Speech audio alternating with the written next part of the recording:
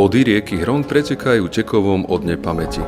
Vstupujú doň majestátnou slovenskou bránou, prírodným útvarom, ktorý v dávnych dobách prirodzene chránil prístup k banským mestám.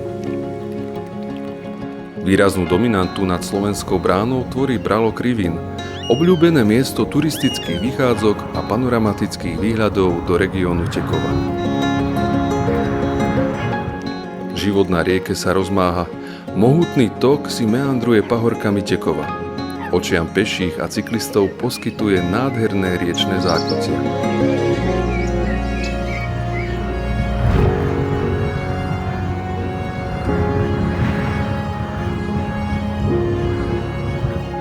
Počas leta prúdia pozdĺž rieky hlúčiky cyklistov.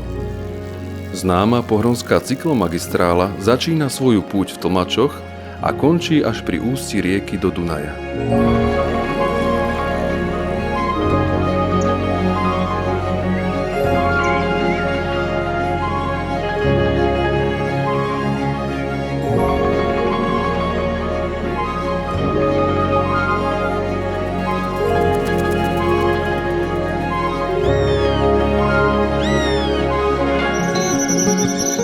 Nenáročnú cyklistiku po hrádzi striedajú pôvodné prírodné úseky s malebnými pohľadmi na riečne zákutia Hrona.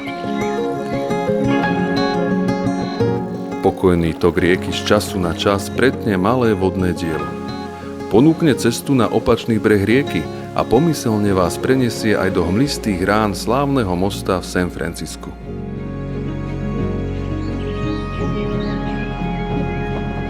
Cesta sa vlní pozdĺž rieky. Hron prekvapuje tichom uprostred rušného dňa. Riečne ramená obkolesujú malý ostrov, ktorý sa stal centrom pohybu a miestom oddychu pre miestnych aj cyklistov.